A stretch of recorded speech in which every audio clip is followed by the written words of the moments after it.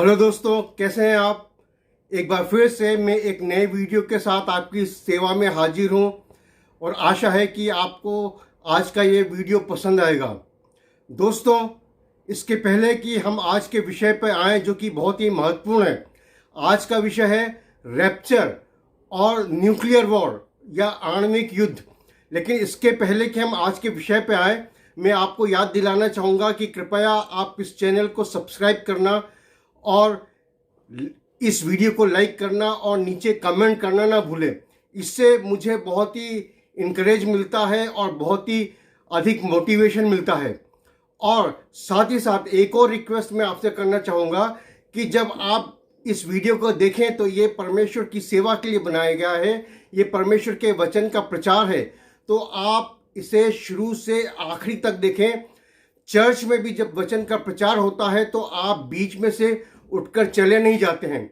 और इसी तरह इस चैनल पर भी जब मैं बोलता हूं तो मैं अपनी राय नहीं देता हूं, लेकिन परमेश्वर का वचन प्रचार कर रहा होता हूं।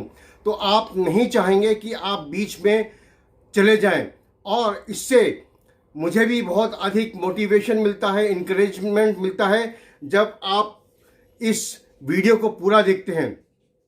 तो दोस्तों, आइए हम आज के अपने विषय पर आ जाते हैं। मेरा नाम है राजेश और मैं भोपाल से हूं। दोस्तों, पिछले कुछ समय से सारी दुनिया में बड़ा ही असमंजस का माहौल है, बड़ी उथल पुथल मची हुई है। लोगों को नहीं मालूम क्या हो रहा है। कोरोना आया, कोरोना अभी थोड़ा डाउन हुआ, उसके बाद अचानक से यूरोप में लड़ाई शुरू हो गई। और लड़ाई भी इस हद तक हुई कि रूस को आणविक युद्ध की या न्यूक्लियर वार की धमकी भी देनी पड़ी कि यदि किसी ने बीच में दखलंदाजी की या इंटरफियरेंस किया तो एक न्यूक्लियर वॉर भी हो सकता है। दोस्तों, बाइबल क्या बताती है न्यूक्लियर वॉर के बारे में और रैप्चर के बारे में, और बाइबल की भविष्यवाणियां क्या हैं। दोस्तों, मैं चाहूँगा कि आप मेरे साथ बाइबल में से खोल लें पहला थिस्सलुनीकियों उसका 5वां अध्याय, और इसमें से कुछ आयतें हम देखेंगे। पहला थिस्सलुनीकियों उसका 5वां अध्याय और इसकी पहली आयत से मैं आपके लिए पढ़ता हूँ। पर हे भाइयों, इसका प्रयोजन नहीं कि समयों और कालों के विषय में तुम्हारे पास कुछ लिखा जाए, क्योंकि तुम आप ठीक जानते हो कि जैसा रात को चोर आता है वैसा ही प्रभु का दिन आने वाला है। तो कृपया आप इस बात को ध्यान दें कि यहाँ पर कहा गया है जैसा रात को चोर आता है वैसा ही प्रभु का दिन आने वाला है। प्रभु का दिन किस प्रकार का आएगा? पौलुस कहता है जैसे रात को एक चोर आता है।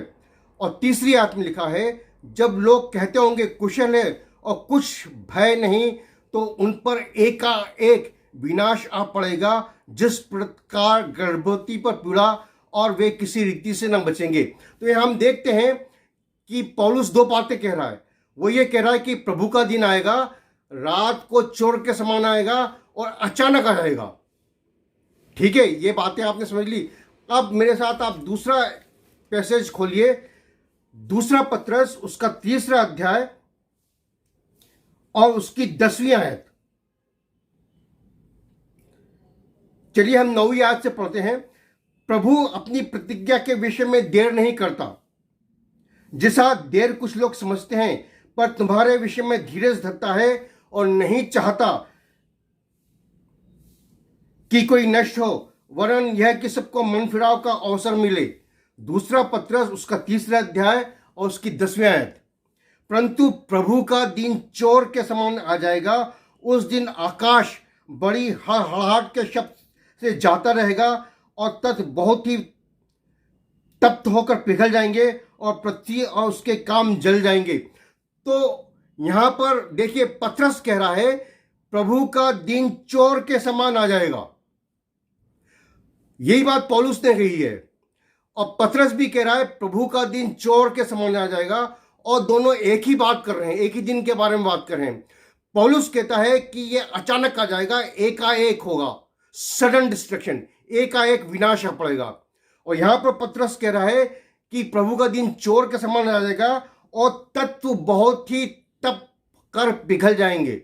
यानी कि अगर आप इस पूरे पैसेज को पढ़ें तो आप पाएंगे कि पतरस यहाँ पर एक न्यूक्लियर वॉर या आणविक युद्ध की बात कर रहा है। और दोस्तों, थेसलोनियंस में तो एकदम स्पष्ट है कि पौलुस जो बात कर रहा है वो रैप्चर के बारे में बात कर रहा है कि अचानक जब लोग कहते होंगे कि सब कुछ ठीक ठाक है, कुशल मंगल है, उन पर अचानक एक विनाश का दिन आ पड़ेगा और वो दिन चोर के समान आएगा और वो प्रभु का दिन होगा। और यही पतरस कह रहा है कि प्रभु का दिन चोर के समान आ जाएगा और आकाश तप कर पिघल जाएंगे, जल जाएंगे। क्या ये दोनों एक ही बात कर रहे हैं? एक ही दिन के बारे में बात कर रहे हैं? क्या जिस दिन रैप्चर होगा वो अचानक होगा?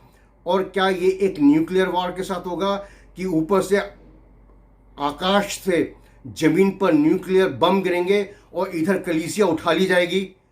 दोस्तों, मैं नहीं जानता, लेकिन कुछ ऐसा आभास मुझे इन आयतों से हो रहा है। आप भी इन आयतों का अध्ययन कीजिए और नीचे कमेंट में बताइए कि आपकी क्या राय है। क्या पौलुस और पतरस एक ही दिन के बारे में बात कर रहे हैं? क्या ये पौलुस कहता अचानक होगा और पतरस कहता है कि आकाश हड़हड़ाहट के साथ जाता रहेगा और सारे तत्व पिघल जाएंगे गर्म होकर? तो ये तो न्यूक्लियर वॉर की बात है। तो क्या रैप्चर कुछ इस तरह से होगा कि ऊपर से यूरोप में या अमेरिका में या कहीं और आकाश से आणविक बम गिरेंगे और ठीक उसी समय कलीसिया बचा ली जाएगी, उठा ली जाएगी? आप क्या सोचते हैं? लेकिन सबसे महत्वपूर्ण बात यह है, किसी भी तरह से ऐसा हो, किसी भी दिन हो, ऐसा होगा जरूर, क्योंकि वचन में लिखा है, बाइबल में लिखा है, प्रभु यीशु मसीह अपनी कलीसिया को उठा लेगा और वो दिन आसान नहीं होगा, भयानक होगा। तो क्या आप उस दिन के लिए तैयार हैं? मेरे दोस्त, वचन पे विश्वास कीजिए। प्रभु यीशु मसीह आने वाला है, रैप्चर होने वाला है। क्या आप तैयार हैं? क्या आपने अपना जीवन प्रभु यीशु मसीह को सौंप दिया है? क्या आपने प्रभु यीशु मसीह को अपने हृदय में बुला लिया है? क्या आप उसकी आत्मा से भरे हुए हैं? यदि ऐसा है तो आप भी बचाए जाएंगे, आप भी कलीसिया के साथ उठा लिए जाएंगे। यदि नहीं तो मेरी आपको ये चेतावनी है, आज ये निर्णय लीजिए, आज ही अपना हृदय और अपना जीवन प्रभु यीशु मसीह को सौंप कर सुरक्षित हो जाए। परमेश्वर आपको आशीष दे। आमीन।